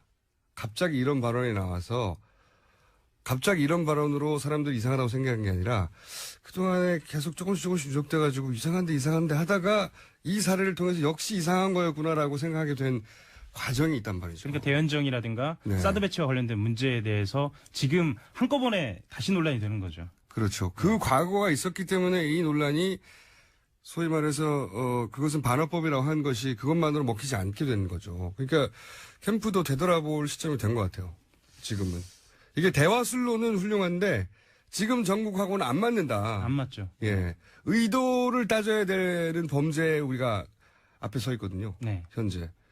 지금 헌재의 판결도 그러하고. 헌재도 그렇고요. 예. 이 의도를 특검도 빼고는 그렇고요. 예. 그러니까 의도를 빼고는 결과치만 가지고는 해설이 안 됩니다. 예. 하영 기자 또다시 일자리를 잃을지 그러지 않을 겁니다. 여기까지 하겠습니다. 예, 하영 기자였습니다. 한결 해화영이었습니다. 3부에서 뵙겠습니다. 뉴스공장 두 번째 인터뷰입니다. 우리와 미국, 대단히 중요한 관계죠. 그런데 트럼프 미국 대통령이 취임한 지 한 달 만에 여러 논란에 쌓여 탄핵 이야기까지 등장하고 있습니다. 이 문제 좀 짚어보겠습니다. 김지윤 아산정책연구원 연구위원 함께하겠습니다. 안녕하십니까? 안녕하세요. 예. 트럼프의 당선을 맞추지 못했지만 트럼프의 운명은 어떻게 될 것인지 함께 전망해 보겠습니다. 왜냐하면 이건 정말 이례적인 거거든요. 네. 미국의 대통령, 어느 나라 대통령도 마찬가지지만 당선 직후는 가장 인기가 높게 마련인데 그렇죠. 네. 당선 직후 역대 가장 낮은 지지율을 네. 신기록을 세우고 있는 중이에요. 처음에 한 36%, 7% 이게 가장 최저 기록이고 최근 들어서 보면은 갤럽에서 41%가 나왔어요. 근데 그것도 굉장히 낮았죠. 그것도 사실은. 역대 가장 낮은 그렇죠. 거라고. 예. 보통은 이제 절반이 넘죠. 무조건. 넘죠. 지금 초인데. 당선이 되면 일단 절반이 넘어야 당선이 되는 것이고 그리고 당선되고 나면 이제 지지하지 않았던 사람들도 이제 잘하나 보자라고 이제 유보적인 태도를 취하기 네. 마련인데 지금은 반대하는 여론조사가 더 많이 나옵니다. 그게 되게 중요한 게 당선이 된다면 한번 두고 보자. 그러니까 지지율이 조금 낮더라도 잘 모르겠다가 있거든요. 네. 근데 이 경우는 지지하지 않는다가 훨씬 더 높아요. 그러니까 그게 중요한 거죠, 이게. 네. 게다가 이제 초반에 정권 초기에 원래 정치권에 있던 사람이 아니라 네. 실수는 뭐 예상이 됐던 건데 그 중에서 이제 굉장히 심각한 게 러시아하고 얘기해요. 이건 과거에는 단 한 번도 등장하지 않았던 러시아는 네. 어쨌든 미국이 지난 2차 대전 이후로 지속적으로 그 라이벌이었지 않습니까? 정권 초기에 조금 관계를 개선하려는 노력들은 좀 있었어요. 뭐 오바마 대통령도 리셋 팔리시 해갖고 처음엔 그랬는데 2014년 우크라이나 사태 이후로는 완전히 냉랭해지고 서방 네. 세계라는 단절을 하다시피 했죠. 근데 러시아 지금 스캔들이 계속 나오는 게 트럼프 자신이 러시아 쪽에 투자를 좀 했었어요. 한 2번 했었는데 네. 1990년대 말쯤 하고 그다음에 2015년에 이제 가장 최근에. 네. 근데 그게 이제 대통령 선거를 나오면서 약간 유야무야 됐고 근데 이제 호텔을 짓고 리조트를 짓고 이러면은 뭐 본인 그 현찰을 모두 땡겨서 하는 건 아니잖아요. 그게 네. 뭐 은행에서 갖고 오든 투자자가 있는데 러시아에서 그만한 투자자를 만약에 데리고 온다. 그거는 뭐 대부분의 경우 마피아랑 연관이 있죠. 무서운 얘기 나옵니다. 무서운 얘기가 나오는 거죠, 이제. 우리하고는 상관없는 듯 하면서도 미국의 대통령은 우리하고 상관이 굉장히 깊거든요. 예, 여러 가지 그 대북 정책하고도 상관이 깊고 그래서 그냥 다른 나라가 트럼프를 쳐다보듯이 진짜 이상한 대통령이 나왔다고만 쳐다볼 수가 없는 거죠. 그렇죠. 더구나 요번에 경질됐던 마이클 플린 같은 경우는 이제 아시다시피 내셔널 시큐리티 어드바이저 국가안보 보좌관이었고 한국하고도 상당히 여러 가지 협조를 해야 되는데 갑자기 경질이 됐단 말이에요. 네. 그래서 이제 이제 누가 등장하느냐 방금 전에 발표가 났어요. 이제 새로운 이제 인물이 지금 등장을 했는데 HR 맥마스터 장군이라고 해서 네. 그 안에서는 신망이 좀 높고 괜찮은 사람인 것 같더라고요. 그래서 지금 막 이제 발표가 났고 원래 트럼프가 지명을 했었던 사람은 로버트 하워드 장군인데 이 사람은 거절을 했죠. 네. 그래서 약간 좀 삐걱거리고는 있지만 어쨌든 지금 정상적으로 굴러가려고 노력은 하고는 있죠. 대통령이 보통 임기 초기에 이렇게 지명을 하면 대부분 수락하잖아요. 그죠. 가장 힘이 셀 때인데. 네. 그래서 거절해버렸어요. 거절했어요. 근데 이유가 포면적으로는 굉장히 너무 중책이라서 힘들고 자기는 그리고 지금 이 사람이 락히드 마틴의 CEO예요. 저쪽 아랍에미리트 연합에. 네. 경제적으로 봐서도 내가 이걸 좀 유지를 해야 된다 가족 때문에. 근데 말이 안 되는 게 미국의 내셔널 시큐리티 어드바이저를 하고 나오면은 어마어마하게 돈 벌 수 있거든요. 그러니까 그냥 하기 싫었던 거죠. 하기 싫었던 이유가 중요한 건데 네. 지금 이제 러시아 이게 플린이라고 하는 안보를 담당하는 우리 이제 대북 정책도 이 사람이 결정할 뻔했죠. 네. 그렇죠. 근데 그런 자리에 굉장히 중요한 자리에 있던 사람이 대선 때 러시아와 접촉했다. 네. 네. 이 설이 나오면서 결국은 자리에서 물러났는데 이 구체적인 내용이 뭡니까? 접촉했다는 게.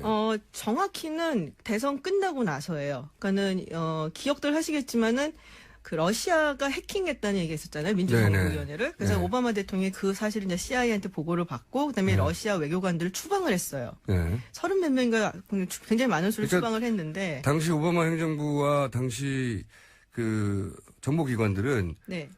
팩트로 받아들인 거죠. 완전히. 그렇죠. 네. CIA에서 대통령한테 보고될 정도면은 모든 증거를 다 가지고 있는 네. 거고. 그래서 추방을 했을 때 이 플린이 러시아 대사한테 전화를 해서 푸틴이나 러시아 측에서 강경하게 대응 안 해줬으면 좋겠다. 우리가 그렇다면은 러시아 경제 제재에 대해서 좀 더 긍정적으로 논의를 나중에 해보자. 트럼프 네네. 행정부 들어서면 이런 얘기를 했던 거를 이제 밝혀낸 거죠. 그래서 사실 이 로건 액트라고 해갖고 이게 굉장히 오래된 법이에요. 제 기억에는 1799년 이때쯤 된 법인데 민간인이 그 외국 정부와 상대로 해서 외교적인 협상을 하면 안 돼요. 근데 플린은 그 당시에 그게 스파이죠. 그렇죠. 네. 근데 이게 원래는 되게 재밌는 에피소드에서 시작은 됐지만 플린이 당시에 오바마 행정부였기 때문에 사실상 민간인이거든요. 그렇죠. 내정자긴 했어도. 네. 그 법에 걸렸고 지금 또 하나 FBI가 지금 조사를 하고 있는 거는 처음에 FBI한테 그 플린이 거짓말을 했다. 그러면은 이거는 중범죄로 들어가서 징역을 살아야 되는데 거기까지 갈지는 잘 모르겠어요. 그 러시아하고 연계설은 대선 기간 중에도 계속 나왔어요. 계속 나왔죠. 네, 계속 나왔고 이게 크게 불거진 것은 이제 오바마 행정부 마지막에 러시아가 미국 대선에 개입을 했고 네. 얼마나 광범위하게 얼마나 깊게 한지는 정확하게 보도된 바는 없는데 개입을 했고 그게 사실이다. 네. 사실이기 때문에 미국에 와 있는 대사들을 다 쫓아냈는데 네. 예? 근데 그 사이에 이 플린은 러시아하고 뭔가 딜을 하고 있었던 거죠. 그렇죠. 네. 네. 근데 이제 미국 정보기관은 아직 본격적으로 보도는 안 됐는데 현직 대통령이기 때문에 네. 그 러시아와 트럼프의 관계가 예사롭지 않다고 하는 정보를 많이 가지고 있나 봐요. 굉장히 많이 가지고 있고 사실 플린은 시작이에요 지금. 음. 예전에 8월에 폴 매나포르트라고 해서 그 트럼프의 이제 선대위원장을 원래 지냈던 사람이 있어요. 예. 이 사람이 갈리고 나서 스티브 배넌이 들어선 건데 사람 이름이 너무 많이 등장해요. 네. 이 매나포르트는 정말로 러시아하고 아주 끈끈한 관계가 있어요. 특히 우크라이나를 통해서. 그래서 이게 우리나라에는 당시에 이제 트럼프 지지율이 좀 안 좋으니까 경질됐다라고 나왔었는데 사실은 러시아와의 커넥션 때문에 이게 밝혀질까봐 그만뒀다는 얘기가 좀 많았었거든요. 지금 이제 제일 1타겟으로 지금 FBI 수사를 하고 있는 게 이 매나포르트예요.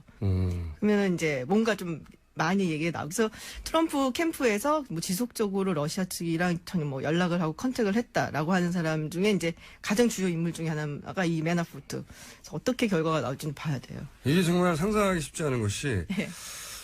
우리가 과거에 이제 북한에다가 총 쏴달라고 한 적이 있어요. 대선 때. 북풍을 일으키기 위해서. 이제 그것도 난리가 난 사건인데 그게 아니라 아예 밀접한 관계로 연락을 주고받고 있었다는 거거든요. 그렇죠. 선거에서 이기기 위해서. 우리로 치면 그 북한과 굉장히 밀접한 관계를 당선된 대통령이 지속적으로 가지면서 뭔가 협상을 했고 딜을 해왔다. 겉으로는 북한을 타도의 대상으로 말하면서 뭐 이런 사실들이 국가정보기관에서 발각이 되고 그게 하나씩 나오고 있는 와중인 거죠. 근데 문제는 여기서 트럼프도 인지를 하고 있었느냐가 있고요. 네. 그리고 트럼프 측에서 의도적으로 러시아 측에 부탁을 했느냐. 근데 그건 아직 밝혀진 건 아니거든요. 네. 주변 인물들이 러시아하고 굉장히 뭐 연관이 많고 친하고 뭐 이런 것은 있지만 그리고 러시아 측에서 해킹을 한 것은 맞지만 이게 이제 트럼프 측에서 부탁을 한 것인지 그리고 트럼프도 그 사실을 알고 있었는지 만약에 알고 있고 부탁을 했다 이거면 그거는 이제 그냥 가시는 거죠. 본인이 당선될 걸 예측하지 못했다고 해서 매우 강하게 트럼프의 탄핵을 기대하고 있는 분입니다. 좀 법리적으로 말씀드리는 거예요. 네. 실제 미국에서 탄핵 이야기가 농담처럼 시작됐지만 제법 진지한 양상으로 발전하고 있잖아요. 근데 아직은 시기상조라고 보여요. 왜냐면 그렇겠죠. 공화당에서 도와주질 않는 편이고, 이제 겨우 시작한 대통령이고, 공화당도 이제 보면은 상원하고 하원에서 보면, 상원은 그래도 움직임이 좀 있어요. 왜냐하면 상원 같은 경우는 기본적으로 외교안보에 신경을 좀 더 많이 쓰고 인준을 중심으로 하는 곳이고 하원은 이제 실생활 국민들의 네. 실생활을 보는 곳이기 때문에 그렇고 하원 같은 경우는 2년에 한 번씩 선거를 해요. 그러니까 거의 이제 매일매일이 선거 캠페인이다 뭐 이런 얘기까지 할 정도로. 근데 2018년에 지금 중간 선거가 있는데 내년에 40% 낮은 지지율이라 하더라도 아직 그래도 40%가 있는 거거든요. 그리고 이렇게 수세에 몰린 지지자들의 특징은 굉장히 결속력이죠. 정신없이 지지를 하죠. 아주 네. 강적으로. 그렇기 때문에 좀 눈치를 보고 있는 중이고 약간. 상원은 이건 나라 품격이 너무 떨어지고 있는데 이런 생각을 하고 네. 있다는 거죠. 근데 또 상원은 임기가 6년이기 때문에 그리고 이제 셋으로 나눠갖고 걸러갖고 하거든요. 네. 그러니까 다음에 이제 2018년에 상원 선거에 뛰어야 되는 사람들이 33명인데 그중에 공화당은 한 8명 그리고 제프 세션스 이번에 법무부 장관 된 사람 공석까지 합해서 이제 9명밖에 안 돼요. 그러니까는 그런 선거의 어떤 압박으로부터는 좀 자유로운 편이니까 이런 얘기를 좀 자유롭게 하고 있는 거고. 그러니까 상원에서는 상황이 심상치 않다. 그래서 트럼프에서 적극적으로 협조하지 않고 네. 그 소위 이제 민주당 쪽에서 출발했다기보다는 시민사회에서 출발한 거거든요. 탄핵 그렇죠. 미국의 시민사회에서 우리도 마찬가지긴 하죠. 그런 분위기에 대해서 이제 예의주시하고 트럼프를 지켜보는 정도고 하원은 아직 트럼프에 협조적이고 뭐 이런 그렇죠. 겁니다. 예. 네. 지금 뭐 그 유출한 것에 대해서 책임을 물어야 된다는 트럼프 말에 하원이나 이제 뭐 공화당 측에서 동조한 사람들이 꽤 있어요. 이걸 보면 저희도 몇 번 얘기했었는데 짧게 데자부죠, 이거. 대자부. 우리나라에서 본 거를 그대로 보고 그대로 있어요. 보고 있어요. 예. 예, 최순실 그 정윤회 문서 유권 문서 유출 때 예. 이거는 문서 유출이 문제다. 그렇죠. 내용이 문제가 네, 아니라. 국정농단이 아니라 그랬더니 트럼프도 똑같이 러시아와의 관계가 문제가 아니라 이건 예. 누가 유출했냐 똑같아요. 똑같아요. 예, 그 앞에 또 똑같을지 봐야죠, 이제. 그 앞에 그 옷 사주라고 가방 사주라고 한 거하고 또 비슷하고요. 이게 사사로운 사람들이 권력을 쥐면 하는 짓이 비슷한가 봐요. 그렇죠. 그리고 일단 그 본인의 철학의 문제인 거예요. 공사 구별, 뭐 이런 기본적인 민주주의의 뭐 개념이라든지 이런 게 없으면은 이런 일이 벌어지는 거죠, 사실. 또 한 가지 변수는 그 정보기관인 것 같습니다. 우리나라 정보기관은, 음지에서 양지를 지향한다고 하며, 국가를 위해 일한다고 하지만 국가가 아니라 권력을 위해 일한 적이 많거든요. 그렇죠. 실제로. 네. 권력으로부터 자유롭지 못했고. 근데 미국 정보기관은 어때요? 미국 일단, 정보기관이 트럼프에 대해서 어떤 태도를 취하냐에 따라 굉장히 중요하게 갈릴 것 같은데. 너는 너 길 가고 나는 내 길 간다. 뭐 이런 태도죠, 사실은. 정부기관은. 그래요? 네. 대통령하고 무관하게 돌아가는 경우가 많습니까? 대통령하고 뭐 전혀 무관하진 않지만은 그 외압에 이렇게 흔들리고 이렇지 않아요. 워낙에 방대해요, 그 조직이. 그러니까는 지금 뭐, 오피스 오브 내셔널 인텔리전스에서 총 주관하는 오피스까지 합친 미국의 정보기관이 17개예요. 그렇게 많아요? 네, 17개. FBI, CIA, 두 개만 NSA 보통, 그 이거밖에- 정도만 알고 있는데 뭐 국방부에만 한 8개 있고 뭐 이런 식이에요. 아하, 그래서 정보를 다루는 기관들. 네, 그러니까 어마어마하게 방대한 조직이고 얼마를 쓰는지도 모르잖아요. 돈을 거기다가. 그렇죠. 그리고 이 사람들이 저도 사실 전직 CIA 요원이었던 사람들 그 한 2명 알거든요. 네. 만나보면은 이 사람들은 정권이나 대통령이 별 관심 없어요. 그리고 굉장히 애국자들이고 약간 좀 지나치게 우리가 부르는 그런 애국자스러운 모습이 좀 있어요. 그러니까 정권은 유한하지만 국가는 영원하기 국가는 때문에 영원하죠. 국가에 충성한다. 국가와 조직에 충성하는 정말 그런 마인드들이 아하. 많아요. 굉장히 보수적이고. 그래서 어떻게 보면 저런 사람들이 참 그냥 정말 애국심 하나로 미국을 이끌어갈 수도 있겠구나 이런 생각이 들 정도고. 그럼 미국 정보기관은 뭔가 이상한 게 나오면 트럼프가 현직 대통령이라 하더라도 그냥 묻어두지 않을 수도 있겠네요. 묻어두지 않을 가능성이 좀 더 많고요. 지금 사이가 안 좋잖아요. 그리고 트럼프와 정보기관들이. 예, 트럼프가 정보기관들 욕을 많이 했죠. 욕 많이 했죠. 그때 CIA가 이제 오바마 대통령, 전 대통령한테 러시아가 해킹했다는 얘기하고 막 이랬을 때 트럼프가 이런 말을 했었거든요. 야, 니네 뭐 이라크에 대량 살상 무기 있다고 했던 거 아니야? 막 그러면 놀리고. 그건 잘못했죠. 그리고 뭐 니네가 뭐 나치냐? 뭐 이런 얘기하고. 그래서 굉장히 CIA랑 FBI에서 격앙하고 그랬었어요. 그래서 지금 사이가 무지 안 좋은 편이에요, 사실. 트럼프의 운명은 CIA나 FBI가 지고 있다고 생각할 수도 있고 그쪽에서 지고 있는 정보를 이렇게 적절한 타이밍에 지금은 아니더라도 네. 언론에 나가기만 하더라도 그거의 부분에 대해서 이제 강경하게 대처를 하겠다고 트럼프가 얘기를 했는데 상원에서 이 정보기관이나 정부국 측에다가 지금 이제 트럼프 러시아 커넥션 뭐 혹시 있는지 그 정보를 이제 좀 달라고 요청을 하겠다고 얘기를 했어요. 그래서 조금 약간 조사를 좀 착수를 하려고 준비 중입니다. 그 점은 우리하고 좀 다른 점이긴 하네요. 근데 그 정권과 이 정보기관이 완전히 이제 따로 놀 수는 없겠지만 네. 우리보다는 훨씬 독립적이어서 네. 트럼프 대통령, 현직 대통령에게 불리한 정보도 정보기관에서 나올 수도 있다. 그리고 얼마 전 뉴스를 보면은 예. 트럼프한테 기밀 정보 주지 말라고 얘기를 하기도 했었대요. 정보기관에서요? 대통령인데? 그러니까 뭐 플린도 있고 그게 흘러나갈 수 있으니까 좀 조심하자. 그리고 지금 백악관에서 굉장히 많은 정보가 사실 유출이 되고 있거든요. 그러니까 좀 조심해야겠다 해서 아주 1급 탑 프라이어티 정보는 좀 주지 말자는 얘기도 있었다고. 정보기관이 정보기관에서. 자국의 대통령에게 네. 저기서 러시아로 자꾸 흘러가니까 그게 워싱턴 포스트인가 어디 나왔었어요. 탑 시크릿은 주지 말자고 정보기관 내에서 결의를 했다고요? 네, 당분간 주지 말자. 홀드하고 있자. 뭐 이렇게 얘기를 해서 지금은 줄지도 몰라요. 한 며칠 전 뉴스니까. 그건 정말 우리 환경에서 보면 부러운 뉴스네요. 그렇죠. 어떤 의미에서는. 네, 어떤 의미에서는 좀 부럽죠. 알겠습니다. 자, 트럼프의 탄핵을 바라는 그렇게 얘기하진 않았습니다. 전망하고 있는 그런 가능성을 배제할 수 없다고 배제할 수는 없어요. 네. 정말로 생각하고 계신 아산정책연구원의 김준 박사님과 오늘 이야기를 나눠봤고요. 다음 시간에는 저희가 그래서 트럼프의 대북 정책은 요 앞에 저희 그 정세현 그 전 통일부 장관이 얘기했는데 정책이 아직 아무것도 없다고 하더라고요. 제가 보기에도 그래요. 네. 텅 빈 상태라고 합니다. 이게 과연 채워질지 다음 시간에 그걸 다뤄보겠습니다. 지금까지 김지훈 아산정책연구원 연구위원이었습니다. 감사합니다. 감사합니다. 자, 오늘은 여러 코너를 많이 준비했습니다. 김정남 피살, 북한의 미사일, 안보 위기 아니냐라고 하는 주장도 나오고 있는데 이 시점에서 정치 지형은 어떻게 영향을 받았는지 오늘 체크해보고 우리 역선택 이야기도 좀 해보겠습니다. 리얼미터의 권순정 실장님 나오셨습니다. 안녕하세요. 안녕하십니까? 네, 저희가 여론조사 기관을 불러서 이런 짚어보는 걸 잘 안 합니다.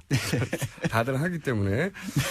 근데 이제 큰 이슈가 있어서 저희가 모셨는데 우선 리얼미터가 어제 발표한 여론조사가 있어요. 이런 김정남 피살, 북한 미사일 관련해서 안보 위기다, 사드 얘기까지 계속 나오니까 과연 이것이 영향을 미쳤는지 확인해 보려고 하는데 어제 여론조사는 어떻습니까?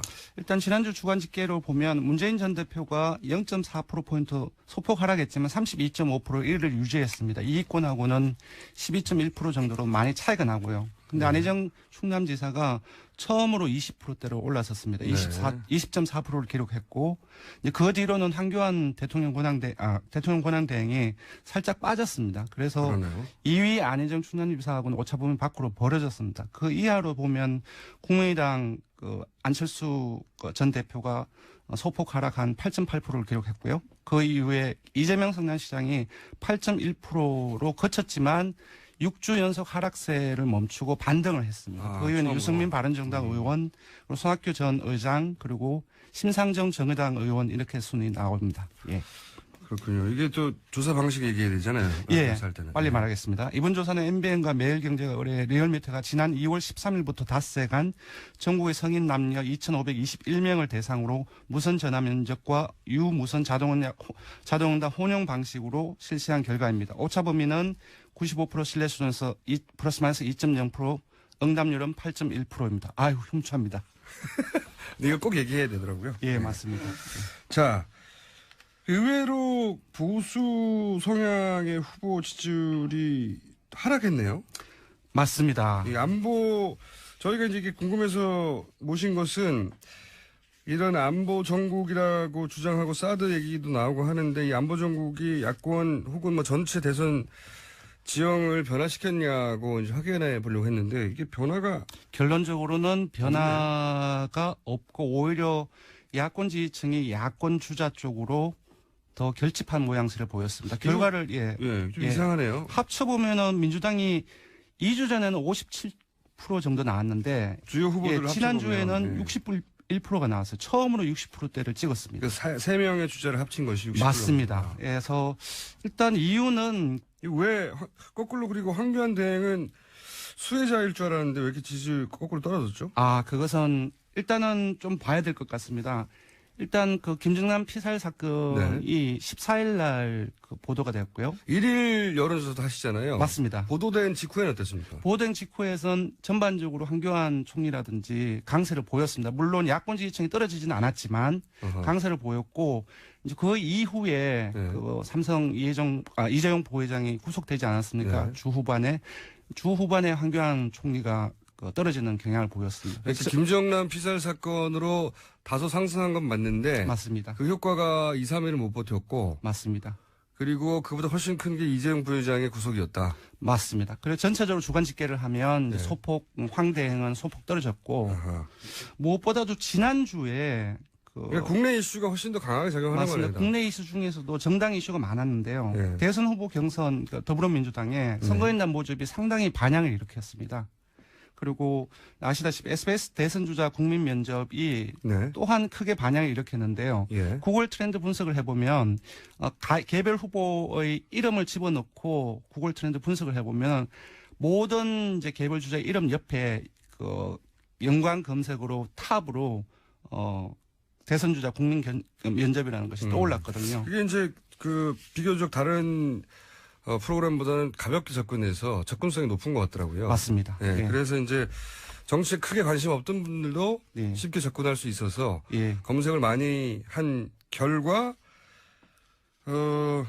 오히려 보수 정당 혹은 보수 후보의 지지율이 오히려 하락하고 맞습니다. 야권의 지지율이 상승했다고 하는 예상과는 다른 결과가 나왔네요. 만약에 탄핵 정국이 아니라 일반적으로 정상적으로 박근혜 대통령이 국정 운영을 하고 있었다고 한다면은 아마도 여권으로 지지층이 결집을 했을 겁니다. 이전에도 그런 경향을 보여왔고 뭐 외교 방문이라든지 뭐 핵실험이 두 차례 있지 않습니까? 하다못해 미사일 발사에도 조금 올라가고 맞습니다. 해외 순방해도 또 좀 올라가고 그렇습니다. 지금은 완전히 상황이 다릅니다. 국정농단이라든지 탄핵 정국이 계속되고 있고 그리고 탄핵 심판을 불과 몇 주 앞으로 앞두고 있기 때문에 이러한 안보 이슈가 크게 작용을 하지 못하고 여전히 탄핵 이슈가 국민들한테 가장 큰 관심사군요. 그렇게 볼 수 있습니다. 탄핵 이슈와 관련된 사안들이 나오면 지지율이 움직이지만 그렇지 않은 사안들은 오래 가지 못한다. 오래 가지 못하고 상당히 좀 소폭 짧은 기간에 영향을 미치고 좀 사라지는 경향이 있는 것 같습니다. 김정남 피살 사건 같은 경우에는 보수 진영에서 볼 때는 굉장히 큰 이슈라고 생각했을 텐데 실제로 자유한국당의 지지율을 보면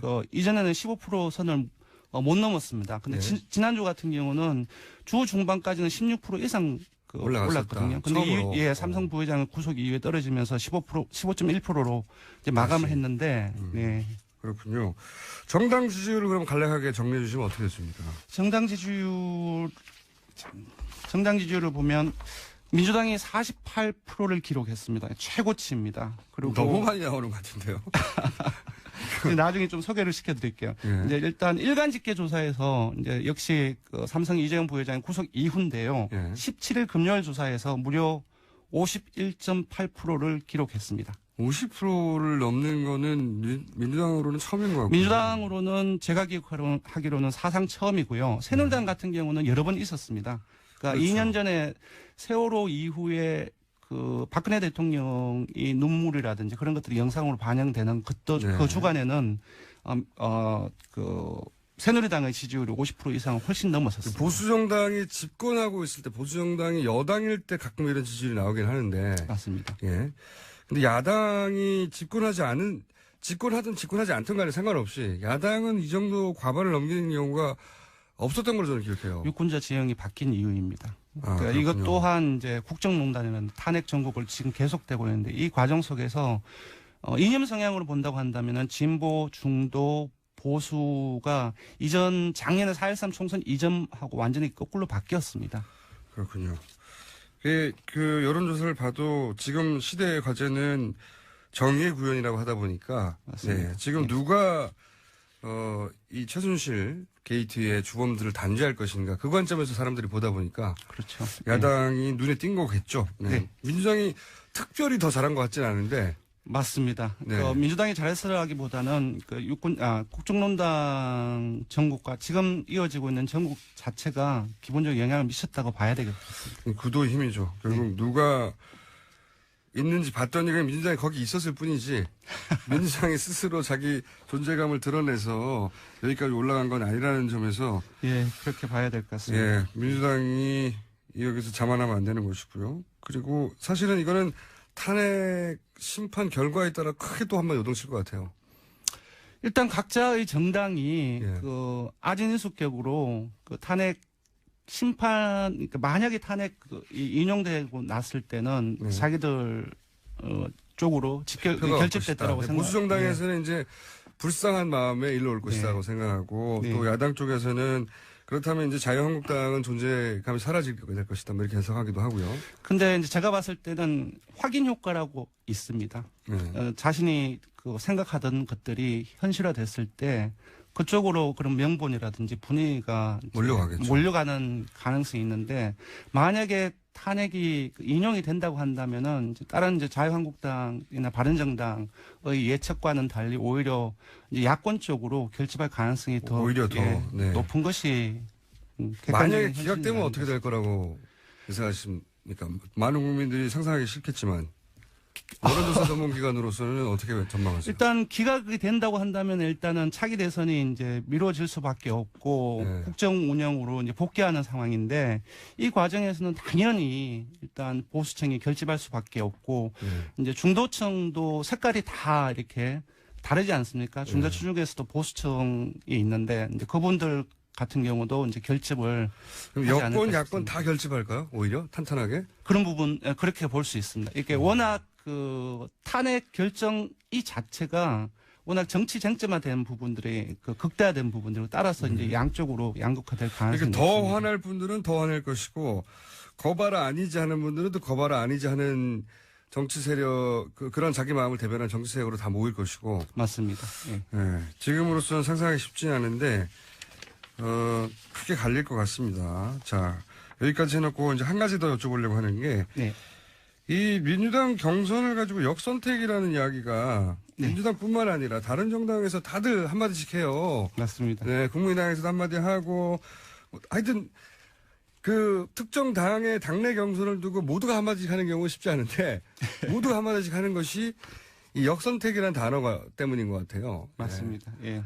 자, 제가 궁금한 것은 이겁니다. 이 관련 여론조사도 해보신 걸로 아는데 네. 자, 역선택은 일어나지 않는다라고 말하는 사람도 있고요. 네. 역선택이 대단히 우려된다고 말하는 사람도 있습니다. 네. 양쪽 다 그럴듯한 이유를 대긴 하는데 여론조사를 해서 지금 여기 이제 역선택이라는 단어에 걸리는 분이 이제 안희정 도지사거든요. 맞습니다. 안희정 도지사의 지지자 뭐라고 할까 구성을 분석을 해보면 네. 네.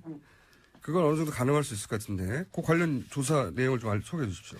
일단 먼저 두 가지로 분리를 해야 될 것 같습니다. 역선택이 과연 일어날 것인가 말 것인가 부분하고 네. 일어나더라도 과연 효과를 민주당 경선에 미칠 것인가 이렇게 분리를 해야 될 것 같은데. 역선택이라는 것이 과연 일어날 정도의 구성이냐 맞습니다. 지지자. 그리고 그렇다면 그것이 영향을 미칠 것이냐 예. 짧게 정리해 주세요. 그러니까 앞 전자의 부분에 일어날 가능성이 있는가라는 부분에서는 여러 예가 지금 축적되어 있는데 일어날 가능성이 있습니다. 결론적으로 말씀드리면. 결론적으로는. 그러나 현실적으로 그것이 민주당 경선에 일정한 방식으로 크게 유의미한 방식으로 영향을 미칠 것인가를 봤을 때는 부정적인 측면이 많습니다. 그러니까 이렇게 정리할 수 있네요. 역선택을 할 만한 지지자 구성이다. 맞습니다. 안희정 도지사의 지지자 구성이 간단하게 어떻게 되어 있습니까? 지지자 구성은 기본적으로 이념 성향을 본다고 한다면은 중도와 보수의 골고루게 지지를 받고 있습니다. 네. 그러니까 보수층 같은 경우는 황교안 권한대행이 1위고 그 다음이 안희정 지사입니다. 그러면 간단하게 얘기해서 안희정 도지사의 지지율을 100%로 대략 분류하자면 네. 100%에서 민주당 지지자의 퍼센트와 네. 보수 정당의 지지 퍼센트가 각각 몇 대 몇 정도 됩니까? 러프하게. 지금 약 4.5대 5.5 정도가 저로 5.5가 이제 민주당 지지층 5.5 그러니까 절반 조금 넘게가 민주당 지지층이고 예, 거의 한 절반, 40% 이상이 절반 못 미치게가 사실은 비민주당 지지층입니다. 예. 그렇군요. 거기 말하자면은 뭐 국민의당도 있고 바른정당도 있고 예.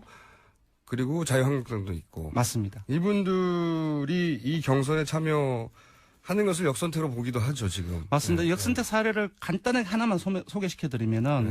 그러니까 지난주 죄송합니다. 어제 발표가 됐는데 네. 우리가 그 정당 후보를 뽑아서 5명 가상 대결을 합니다. 네. 여기에는 문재인, 황교안, 안철수, 유승민, 심상정 이렇게 나오는데 여기에는 안희정을 지지하는 사람들이 들어가 있지 않죠. 그래서 그렇죠. 저희들이 분석을 해봤습니다. 네. 다자 구도에서 안희정을 지지한다는 사람들이 이 조사에서는 어디로 갔는지를 봤더니 네.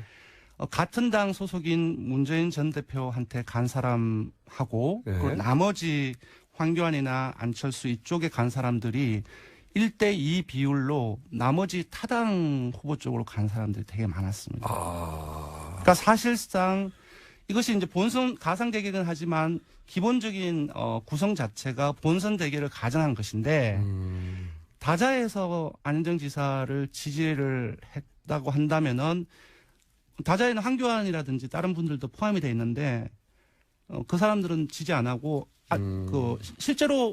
실제로 안희정 지사를 지지하는 사람이에요. 네. 근데 이 사람들이 이런 본선을 가정한 오자 대결에서는 다른 타당 지지층으로 더 많이 지지한다는 것은 사실상은 지금은 경선에서는 좀 역선택이 아니고 확대, 그 지지층 확대로 볼 수도 있지만 실제로 본선에 갔을 때는 이분들이 타당 그 후보들을 찍을 가능성이 높다는 것을 보여주고 있습니다. 한마디로 말해서 민주당 경선에서 안희정 도지사를 지지했던 사람이 맞습니다. 안희정 도지사가 대선 후보가 못 될 경우에 네. 그 표가 같은 민주당의 대선 후보한테 가는 게 아니라 네네. 문재인이든 이재명이든 만약에 그 표가 민주당 표가- 후보로 간다고 한다면 역선택이 아니라 지지층 확대로 볼 수 있는데 그렇죠. 그렇지 않기 때문에 분명히 역선택의 성격을 가지고 있다고 봐야 될 것 같습니다. 그러니까요. 그러니까 네. 그 안희정 도지사를 민주당 경선에서 지지했던 사람들이 본선에 가서는 안희정 도지사가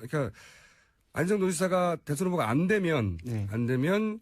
민주당의 대선 후보를 지지하는 게 맞는 것 같은데 네네. 민주당의 지지를 하는 게 아니라 민주당 후보가 아닌 뭐 자유한국당이나 네. 국민의당 후보로 갈라지는데 그게 2배가 더 많다. 맞습니다. 그래서 역선택의 성격이 존재한데 네. 하는데 그럼 실제로 그만한 표가 만들어질 것이냐 역선택이라고 할 만한 실제로 경선에 그렇게 많이 참여할 것이냐에 대해서 약간 부정적인 거죠. 맞습니다. 그러니까 일단은 역선택자를 두 가지 그룹으로 나눌 수 있습니다. 하나는 조직화된 역선택자가 있을 수 있고 하나는 이제 자가발전한 자발적 역선택자로 나눌 수 있을 텐데 제가 봤을 때는 이 두 그룹을 합친다 할지라도 최대한 범위로 추측한다 할지라도 20만을 넘기는 좀 힘들지 않나 싶거든요. 그래서 20만이 전체 경선에 영향을 주기가 쉽지 않다고 생각하는 건 민주당 경선에 그만한 많은 사람이 참여해야 되는 거 아닙니까? 예, 맞습니다. 지금 탄핵 심판 전에 3일 전까지 하고 그 이후도 일주일 정도 한다고 했는데 그거에서 그렇게 합치면 한 3, 4주가 됩니다. 근데 지금 아시다시피 지난주에 민주당 경선에 대한 국민적인 어떤 관심이 되게 많이 집중이 되었고 초반의 전체적인 흐름을 봤을 때도 상당히 많은 수가. 그럼 어느 정도 숫자가 돼야지 지금 이 역선택의 가능성은 있지만 실제 영향을 미치기 힘들다 하는 수치에 도달하나요? 제가 봤을 때는 200만 미만으로 선거인단이 구성이 되어도 사실상 크게 영향을 못 미치지만 200만 정도? 예, 200만 정도가 아닌가 싶습니다. 알겠습니다. 지금까지 기준으로 보자면 그렇다는 거죠? 지금까지는 그렇습니다. 지금까지 여론조사를 분석한 결과 그렇게 전망이 된다? 네네, 맞습니다. 자, 이 상황이 바뀌면 또 오시는 걸로 하고 오늘 여기까지 하겠습니다. 감사합니다. 네, 지금까지 리얼미터의 권순정 실장이었습니다. 불친절한 AS, 하하영의 저주에 대해서 많이 얘기들 하는군요. 하하영 기자가 가기만 하면 캠프가 없어진다고. 그리고 버스를 놓쳐서 택시를 탔는데 공장장 목소리가 나와서 기분이 확 좋아졌습니다. 군포 경은산업의 택시기사님 멋쟁이. 8040 번호 쓰신 분인데 이건 성함까지도 알려주셔야지. 대구 시내버스 박재섭 기사입니다. 네, 대구 버스에서 리얼타임으로 안 나올 텐데 앱을 깔고 블루투스로 버스 전체에 틀고 다닙니다. 대구 버스를 운전하시는 기사님인데, 네. 이분 때문에 이 버스 안에서는 모든 사람이 대구에서 서울교통 정보를 듣고 계시게 되겠군요. 네. 감사합니다. 조성주가 간다. 예. 소속이 바뀌셨나요? 예. 어제부로 제가 서울시의 노동협력관이라는 노동정책과 노사관계를 다루는 일을 시작하게 되었습니다. 이렇게 될 줄은 저희도 예상을 못했으나. 얘기 안 했죠. 네. 조성주 전 소장님이 이제 그 직책 이름 국장입니까? 그건 뭐 아니고요. 노동협력관이라는 그냥 직책이 있습니다. 따로. 노동협력관. 네. 저희 PD 얘기로는 게스트로 왔는데 자기보다 직급이 높아졌다고. 그렇진 않고요. 저는 알 바 아닙니다. 자, 혹시 이 뉴스공장에 나와서 인지도가 상승하여 취직에 도움이 되셨나요? 근거를 찾기 힘들 것 같은데요. 농담이고요. 자, 어쨌든 네. 지금 현재 서울시 노동협력관이 되신 분입니다. 네. 공무원이에요. 네. 네. 자, 어디를 갔다 다녀오셨습니까? 예. 이건 이제 지난주에 제가 취재를 했던 건데요. 일단은 뭐 방송을 해야 될 것 같습니다. 그 헌법재판소 앞에서 기자회견이 있었어요. 좀 특이하다면 특이한 기자회견인데 전국의 변호사 한 1,500명 정도가 서명을 한 성명서를 그날 발표하는 기자회견이었습니다. 그렇군요. 예. 내용은 뭐 어제까지 논란이 됐죠. 헌법재판소가 언제 이 판결을 낼 거냐. 그래서 이제 변호사들은 이게 이제 대통령실 변호에 좀 문제가 있다. 변호사의 측면에서 변론권의 남용 아니냐 이런 문제 제기를 하면서 일단 1,500명이 이제 서명을 한 기자회견을 낭독했습니다. 한번 일단 인터뷰 한번 들어보시죠. 상황이 불리하다고 판단해서인지 시간 끌기야 재판의 본질을 아주 띄고 있습니다. 최근에는 아주 뒤늦게 대통령 출석을 하면서 시간을 끌려고 하고 심지어는 모 변호사가 법정에서 태극기를 펼치는 총음을 벌이고 또 며칠 전에는 아주 보수적인 재판관 출신과 변협회장 출신의 변호사를 선임해서 마지막 저항을 하고 있는 것 같습니다. 국정 공백은 계속되고 사회적 혼란은 발생하고 갈등과 대립은 아주 심화될 것입니다. 그래서 인권옹호와 사법정의의 앞장서는 저희 전국 1,500명 변호사들은 이런 국정 공백과 사회 혼란을 막기 위해서 헌법재판소에 반드시 3월 13일 이전에 자, 변호사님들이 하는 말들은 알아들었어요. 그러니까 지금 의도적으로 지연시키지 마라. 예, 그렇죠. 이런 얘기죠. 한마디로 말하면 전국 1,500명 변호사들이 뜻을 모아서 뒤에서 나오는 배경으로 깔린 아주머니의 이야기는 뭐였습니까? 예, 제가 이거 소리를 일부러 담았어요. 왜냐하면 헌법재판소 앞에 이제 다양한 분들이 와서 1인 시위도 하고 뭐 기자회견도 하고 계신데 지금 저분은 근데 이제 박근혜 대통령의 탄핵이 기각되어야 된다. 그리고 뭐 그날이 있죠, 당연히. 예. 이재용 그 삼성 그 부회장 구속이 이제 된 날이었어요. 그래서 이게 부당하다. 뭐 이러면서 기자회견 옆에 와서 근데 왜 이제 헌재 와가지고 이재용 부회장 구속 부탁하다는 얘기를 하나요? 네. 그러면서 이제 그 기자회견 옆에서 계속 소리를 뭐라고 지르는 겁니까? 간첩이다, 빨갱이다, 뭐 간첩이다. 이런 말씀을 하시는데요. 이 전국 1,500명 변호사들이 네. 간첩이다. 네. 뭐 그분도 뭐 하나의 의견이니까요. 간첩을 1,500명을 변호사를 시켰다면 이거 대단한 일이에요.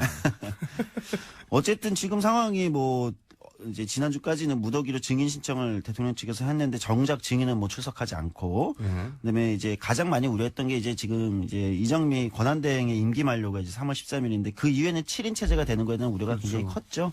이거를 모든 언론이 다 얘기해서 지금 국민들이 헌재가 몇 명을 구성됐고 몇 명이면 안 되고 다 알아요 이제. 예, 매번 우리 국민들이 너무 똑똑해지는 것 같아요. 공부를 너무 많이 시켜주고 있습니다. 네. 근데 이제 이 문제에 대해서 이제 변호사들이 굉장히 더 우려가 좀 더 컸던 거죠. 전문가들이다 보니까 우리는 그냥 이게 괜히 때를 쓰고 있구나 수준으로 봤다면 이분들은 이제 법이 정한 바를 벗어났다 뭐 이런 문제의식 가지고 있죠. 그렇죠. 그러니까 네. 변호사들의 문제의식은 어떤 식으로든 판결이 나는 것이 결국은 판결 이후에는 사회가 통합적으로 가고 이제 분열이 좀 더 잦아들어야 되는데 오히려 만약에 7인 체제가 돼서 판결이 나면 탄핵이 되던 아니면 기각이 되던 분열이 훨씬 커진다. 사회의 비용이 더 커지기 때문에 그 전에 내야 되는 것이 어떤 입장에서는 논리적으로 맞다. 이런 이제 주장들을 하신 거죠. 변호사분들은 뭐 탄핵을 인용하라 기각하라 이런 얘기가 아니라 그렇죠. 법적 절차를 지키고 이것은 3월 13일 이전에 해야 법정실에 맞다 이런 얘기를 하는 그렇죠. 거죠. 네. 그리고 두 번째는 이제 대통령 측 변호인들의 변론 문제에 대한 지적도 있었습니다. 한번 인터뷰 들어보시죠.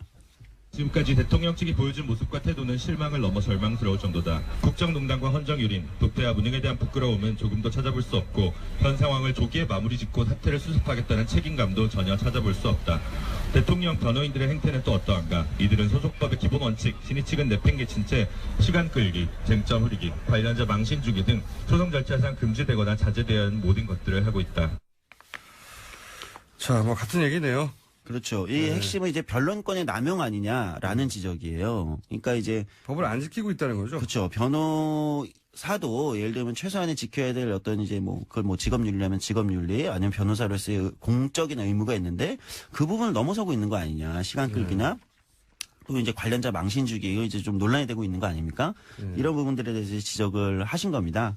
그게 이제 어제만 하더라도 굉장히 신선한 전술, 당뇨 지연술이라고 국내 이 뭐랄까 재판 사상 최초로 등장한 지연 전술이 아닐까 싶은데 이번 과정에서 뭐 국내 재판 사상 뭐 처음 등장한 게 너무 많아요. 태극기 흔들기도 하고 재판정 안에서 그렇죠. 네. 그리고 그런 상황이었는데 이제 어제 헌재에서 약간 분위기가 확실히 좀 바뀐 건 있죠. 일자는 확실히 3월 13일 이전으로 하겠다고 이제 결심을들 하신 것 같아요, 현 재판관들이. 그렇죠. 어제 이제 주말이 지나고 이제 어제부터 사실상 재판에서 의지를 밝혔다고 이제 분석이 되고 있는 거죠. 뭐 변호인단의 증인 신청이나 증거 채택 문제들에 대해서 어떤 좀 명확한 입장들을 보이고 있고 뭐 결국은 이게 이제 이정미 권한대행의 임기 내 문제를 매듭짓겠다는 의지를 비쳤다는 게 중론입니다.